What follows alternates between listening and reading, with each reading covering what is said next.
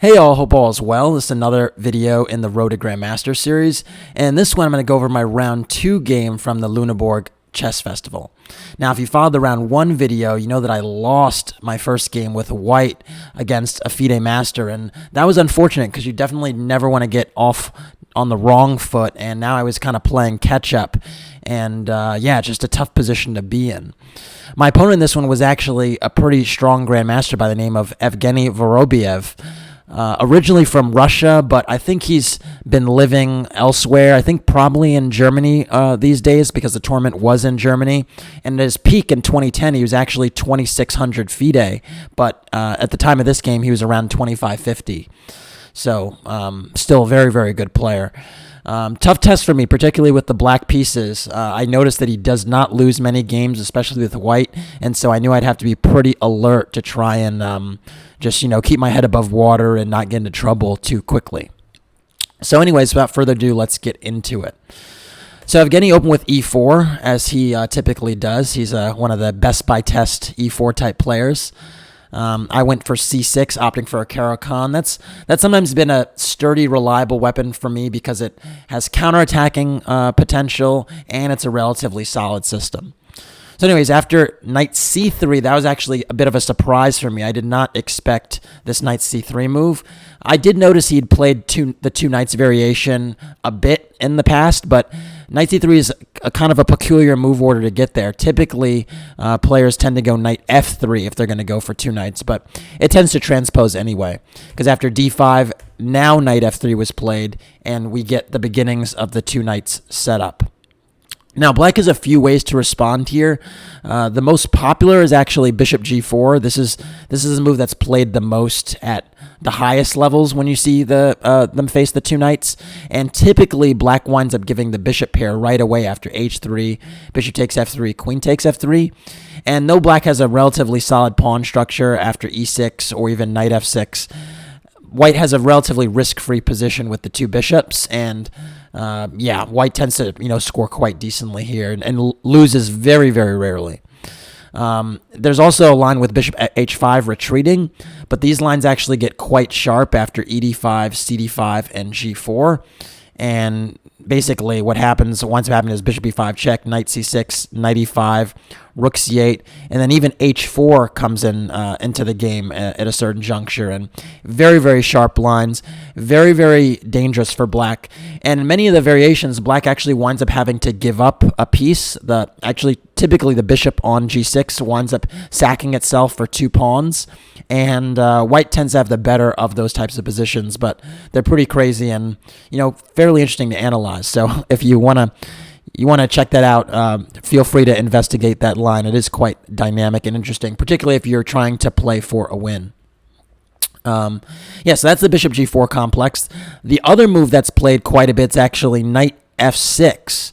This is like a modern treatment of the two knights. The idea is that after e5, there's knight e4, and the concept here is that knight takes e4, d takes e4 is not that great. The black queen can go to d4 and then attack the e5 pawn and defend the e4 pawn. So a situation like this is not particularly good for white.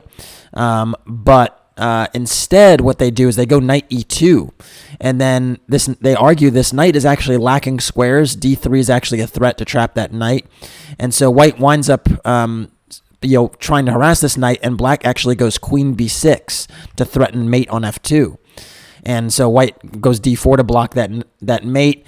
And yeah, a very original position happens typically where there's now like e6, knight fg1, f6, f3, knight g5. Just an extremely irregular position comes on the board where black has the remnants of a Caro-Kann pawn structure, but there's typically e takes f6, g takes f6, which makes it a fairly weird looking position. So that's another way to play it if you want to, really get something.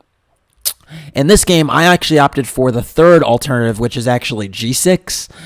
And this move doesn't have the best reputation, but I've employed it quite a bit in the past, and it's known as the Gurganitsa system. The idea is that by keeping the tension on d5 and e4, Black's not activating the knight from c3, and he hopes to kind of undermine the pawn center later after going bishop g7, knight f6, sometimes even deploying the knight to e7 and just trying to play a little bit more of a cagey setup where you don't necessarily assume your development and your plans right away. Now, as is the case with anything that's super cagey or exotic, it's probably not the best from a theoretical standpoint. And, really strong players are, good at sort of finding out why these things aren't the best. And I was actually in for a real lesson in this one about how white can handle this type of system. So check this out. So after g6, d4 is played. This is normal, just trying to take space in the center. And I went bishop g7. And many times in this position, the white player winds up playing h3, and the idea is actually to stop this bishop g4 pin. So this is actually what Evgeny did as well. I'm actually going to note, though, that h3 is not entirely necessary. Bishop d3 is also quite playable, because what I've found actually by analyzing with the computer is that if you go bishop g4, white can actually just castle and give up the d4 pawn. It's extremely dangerous for black to go for it with bishop takes f3, queen takes f3, and bishop takes d4, because black is seriously undeveloped, and, pawn grabbing this early in the game with the king still on e8 is extremely risky. And white also has the bishop pair, which, as we know, is an important asset in many, many positions, typically a long-term asset, but even in this position, because I'm woefully behind in development, white definitely has play for the pawn. So actually, h3 is not necessarily a move you have to play, but it's a move that is played 90% of the time. So h3 is played, and here I actually played a move that I'd actually used in the past against I think it was an international master like a year and a half ago, and it was the move knight f6. And the idea here is I'm kind of provoking the e5 push, and my idea is to resolve that tension in the center, but also get some counterplay by jumping my knight into e4. And that's what actually happened, because after e5, knight e4, this was basically the concept that I'm threatening to kind of ruin white's pawn structure a little bit with knight takes c3. Well, maybe ruin is a strong word, but at least double his pawns and create some type of static setup in the pawn in the center, where ultimately I'll have a pawn break with c5 later in the game. And the structure is somewhat similar to a Grunfeld in some ways, with the bishop on g7 and a c5 break to try and undermine white's pawn chain. That being said, there's a pawn on e5 that is a huge difference maker, just blunting my bishop on g7. So there are certain nuances here that make it kind of like a Grunfeld, but kind of not. And basically the theme here is that black's trying to undermine the center, ultimately with c5. So the critical test here is actually knight takes e4, which Evgeny played. And after knight takes e4, d takes e4, Evgeny played knight g5, and this was a move I was familiar with. The point is that the e4 pawn is now under fire. The knight also eyes the f7 pawn, and ultimately there's no really good way to defend e4, so the pawn's going to be lost. The idea, though, is that black is going to jettison this e4 pawn for activity and counterplay in the center. So I actually played c5 here, which I've done before. I'm playing this position before. And the idea here is that if knight takes e4, I go c takes d4 and completely undermine the center. And from what I'd seen in this position, I thought most white players would just go c3 and try to shore up the center. And here, yes, again, I'm losing the e4 pawn. But after castles, knight takes e4, cd4, cd4, and something like knight c6, I thought black might have ample counterplay here with bishop f5, queen a5 check, rook d8, and so on, because the d4 pawn doesn't have a pawn that's actually reinforcing it, and it can be a target in the short term. However, what Evgeny played after I played c5 was a move I frankly hadn't seen before, and really just should have had better preparation against it, because it's remarkably effective and has been played in the database several times. I just hadn't updated my knowledge base in this line. And the move he played was actually d5. And this move is extremely strong. The idea is that Evgeny gives the pawn back, so I'm actually going to wind up getting the e5 pawn while he gets the e4 pawn. But in return, my bishop on e5 will be misplaced outside of the fianchetto. It really wants to stay on g7. It doesn't want to come out to e5. And white will have this annoying passed pawn on d5 that is much stronger than the adjacent black pawn on c5. So those types of dynamics actually give white a nice nagging edge. The other thing that's quite annoying is that whenever white wants, white can actually consider playing c3 and blunting the fianchettoed bishop on g7 or even eventually e5, limiting its scope. And so, yeah, this position is already, I think, seriously better for white, at least from a practical perspective. And the computer is giving, a really nice edge in almost every variation, which suggests to me, actually, this wasn't something I could trot out again. It's just not good enough, frankly. So, anyways, after d5, I picked up the gauntlet and took e5 because note e6 is also a threat now with the knight on g5. So I thought, I got to take this pawn, and I did. And then after knight takes e4, I actually played bishop f5, trying to challenge this knight on e4 right away that was so nicely centralized. The thing that I was wary of after castling was, just anything, but I thought even like bishop e2 or c3 or castles, I really just did not like the bishop on e5 here. It just seemed very, very out of place, and I just thought it was sensible to play bishop f5 first, but actually turns out that castling would have been better. After castling, white could play c3, again blunting the bishop on e5, typical. And after queen c7, I try to justify the bishop on e5 by playing on this diagonal, although I'm skeptical of the merits of this position. I mean, it just seems a lot easier to play white. And after queen c7, bishop h6, bishop g7, this type of position is still better for white, even after an exchange of bishops here. So really the chief issue here is just this pawn on d5 is very, very annoying, difficult to get rid of. And also, my knight is not going to be able to develop to the most natural square on c6. It's going to have to go d7 to f6. And, it just seems a little bit easier to play white here. So anyways, after bishop f5, white actually played knight g3. And this is actually just a move I overlooked. It seems very simple, just a retreating move with the knight. But for some reason, I thought that he would protect the knight, maybe with bishop d3 or something like that. Of course, knight takes c5 would be a blunder because of queen a5 check, picking up that knight on c5, so that would not be advisable. But yeah, so knight g3 is actually super, super strong, and the reason for it is because my bishop on f5 is now woefully misplaced. I mean, I can't stay on this diagonal anymore because the knight's hitting it. And if I go back, I've lost valuable time. Oops, excuse me, that's a poor arrow drawn. If my bishop on f5 goes back and retreats to d7 or c8, well, it's sort of sad to have to admit your mistake and go back like that, especially when white already has the space. And note, if I put it all the way on c8, well, that's really looks ugly, but if I put it on d7, my knight can't actually develop to that square. So basically, wherever I put the bishop, it looks pretty unfortunate. So instead, I tried to justify my setup, even though I recognized that this was pretty bad, and I actually decided to play bishop takes g3. This is not the best move at all. It's actually extremely, extremely radical. But my concept was that I wanted to justify the position of the light-squared bishop on this diagonal, and I did not want to go back. So I was going to just try and make it work and see what happens, knowing full well that my bishop, even after f takes g3, was probably going to be an at-risk piece because g4 comes into play in many positions. So after f takes g3, I've forfeited the two bishops, right? For what? Well, for my bishop to stay on that diagonal. Not exactly the best justification.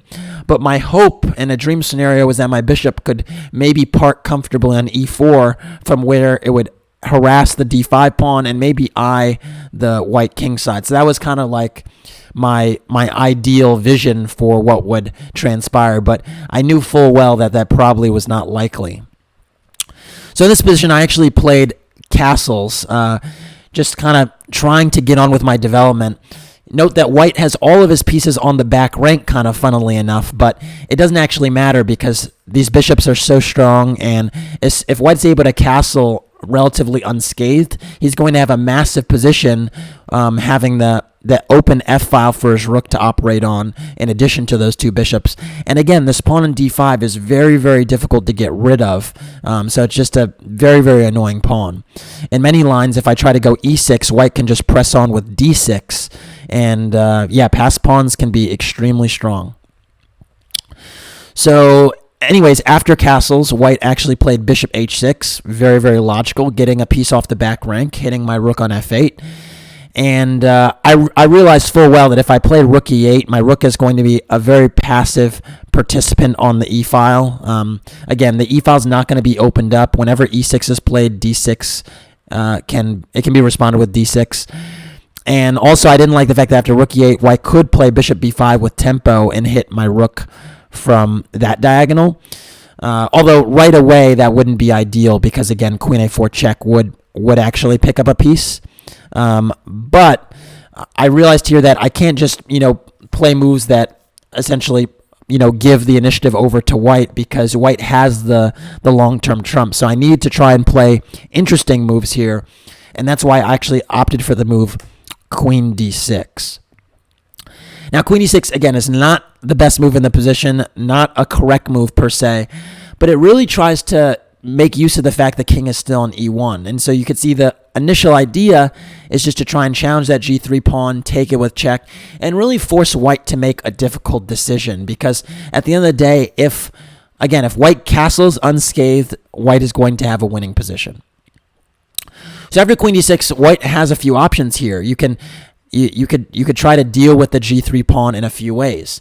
You could consider a move like bishop F4, a little bit tepid, not a move that I would actually play because in many lines, black can now go queen F6 or even queen B6 and actually get a tempo by eyeing the B2 pawn. And now it's actually a little bit messy because the king is still on E1. So that wouldn't be the best move there. The move that the computer actually advocates is queen F3. And this is actually what Evgeny played, just defending the G3 pawn. But another line that I found was quite interesting was actually playing G4 anyway.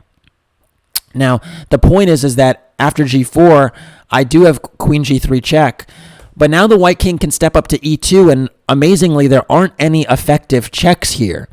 I could go queen E5 check, but then the king would just dart over to F2 and then hide in the corner or block with queen F3. And so queen E5 check is not actually a good check. And I do have two pieces hanging here, F5 and F8.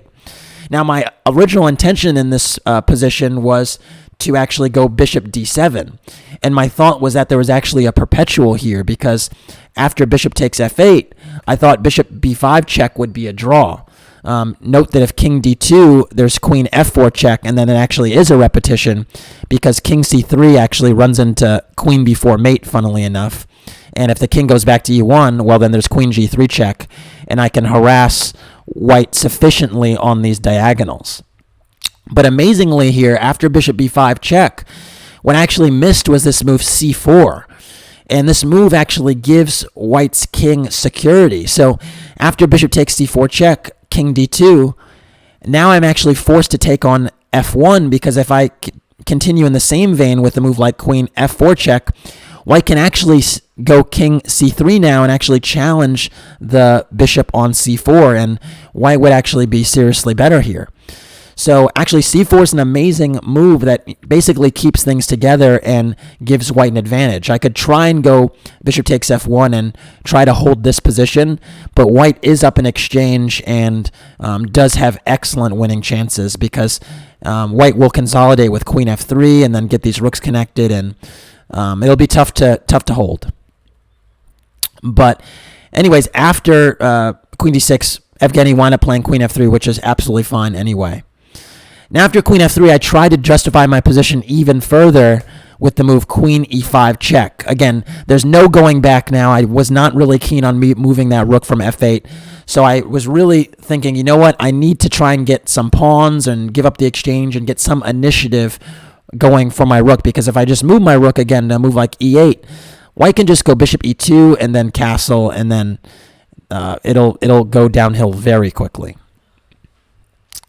So after queen e5 check, white actually did go bishop e2 to block, and I took on b2, hitting the a1 rook, getting a pawn for my troubles, and entertaining maybe even getting a second pawn. But here Evgeny actually just castled, and this was a really, really good decision. And here my position is actually in dire straits because essentially my rooks aren't connected. The f8 rook is still being hit. And in many lines, g4 and queen takes f7 presents itself as a problem because of the half-open f-file that was opened up by f takes g3. So essentially, I'm in a really tough spot where my rook really can't move from f8, but I also can't gobble a second pawn on c2 because my king is actually too weak. So after castles, I actually went queen d4 check, trying to get my queen closer back towards the king side. And after king h2, I went knight d7, basically saying, you know what, I'm giving up the exchange. I'm just going to try and bunker down and defend and try and blockade on the dark squares because that's pretty much my only chance in this position. Now, white does have some scattered pawns on the queen side, some split pawns, so I thought maybe the split pawns would give me a chance to hold, and also the presence of these double pawns on the g file make it difficult for white to actually mobilize his pawn. So I thought that if I was able to hold up on the f7 point, maybe I'd be able to blockade this one effectively. So after knight d7, white actually played rook a d1. This is an effective move, best move in the position. And part of the reason it's so strong is because there's no need to rush and take on f8 because f7 is still a sensitive point. So it actually makes sense to harass my queen and activate your rook. So that makes a lot of sense. And after rook a d1, I played queen e5, shifting my queen towards the d6 square because that was basically what I was pinning my hopes on. I thought at the end of the day, if I'm able to blockade with my queen on d6, maybe put my knight on f6 or e5, and kind of just shore up the position on the dark squares, I might have a chance to get some type of weird fangled blockade. Now, the thing that was kind of making me concerned, though, was his bishop on f5 is extremely vulnerable.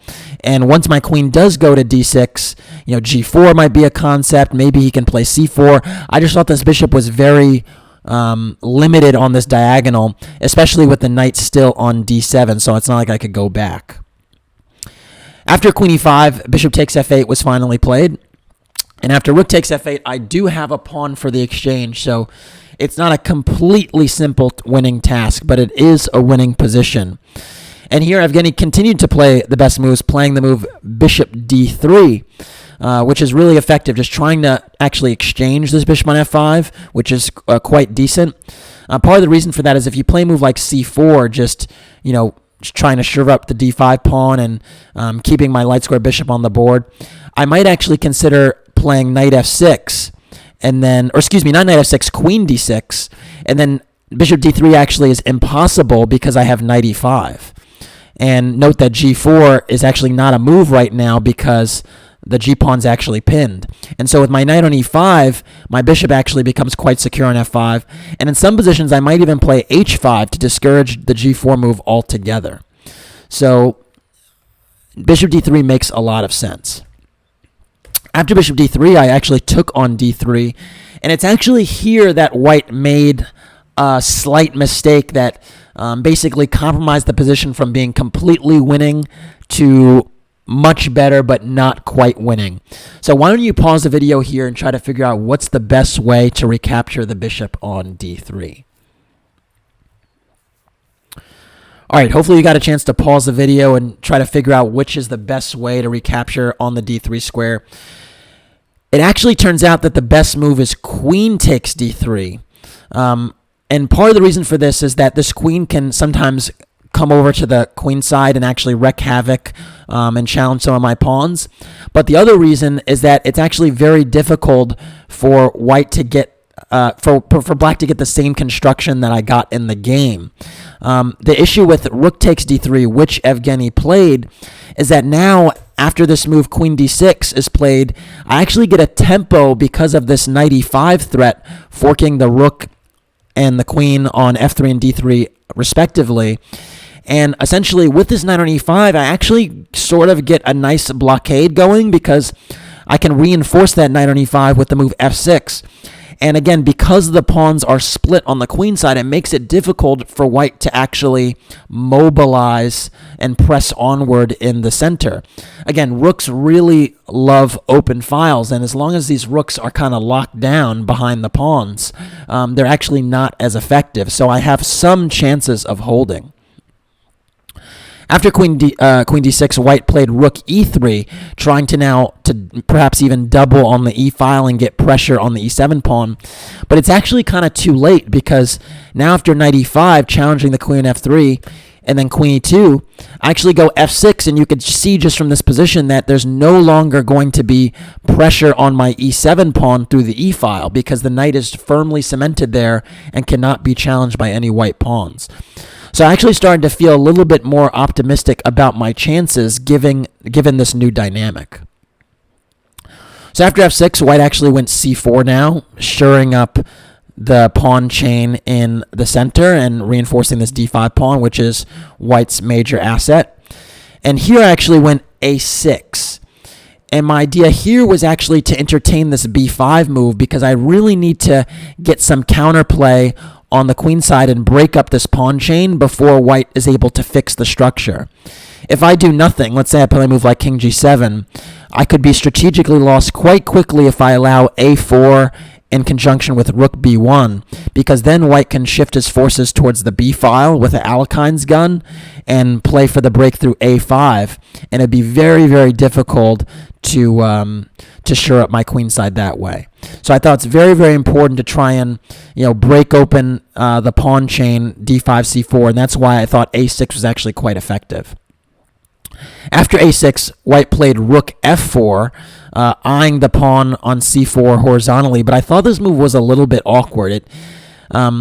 I suppose he's also trying to entertain rook f e4, but I thought that was a little bit awkward and actually kind of ignored my idea, which was actually to play b5. I think a4 might have been a little bit more sensible because now I would have really had to think twice about playing b5, giving white a further advance past pawn, because after b5 now, if we capture a few times, this b5 pawn is actually a little bit more advanced in the game, and the rook now on f1 can actually come behind it on b1 and support that b pawn, whereas on f4 it actually doesn't have the same privilege. So anyways, after rook f4, I actually did go b5, and again, I'm actually trading the pawns here, but ultimately the central pawn is actually worth more than the flank pawn. And with my knight on e5, I might be able to support my own c pawn to advance. So after c takes d5, a takes b5, queen takes, and now rook b8, this was actually the really, really important move. I activate my rook on the b file before taking the d5 pawn, and it means that I get really good counterplay before white is actually advanced his a pawn. And this is actually a pretty big deal because now after rook b8, queen e2, and queen takes d5, I'm actually quite active. My queen is really nicely centralized. The c pawn might be a factor in some lines. My rook on b8 might dart to the b1 square and maybe entertain some threats to the white king. And I can even sometimes get my rook behind the a pawn and try to challenge it once this pawn advances. So this position is actually not as easy to win as the positions before I got my blockade in the center and this a6 b5 construction. And after this move, after queen takes d5, I actually offered a draw because I realized the tide of the game had turned a little bit, and I thought it was a good moment to offer while I recognized I was still worse, but I thought, you know what, it's actually, I don't see a winning plan, and maybe he doesn't either. Maybe it's a good time to offer. And actually in this position, Evgeny actually accepted my draw. So all in all, it was actually a pretty poorly played game on my part from the opening. Did not get a nice position. Actually, I got a close to losing position, and I think resourcefulness and defense kind of basically gave me the opportunity to hold on here, giving up the exchange, trying to find this blockade, and then a timely pawn break with b5 that kind of held the game together. But a very, very, very shaky start to the tournament, and a little bit of foreshadowing here. Unfortunately, this was kind of the theme throughout, was that I was really not playing well, and I was happy to get away with one in this one, but later on I was not so fortunate. Anyways, that's it for this one. Thanks for watching. Please like and or subscribe to the channel. And if you want to support the Road to Grandmaster journey, you could do so by making a donation through the PayPal link in the description below. Thanks again. Take care.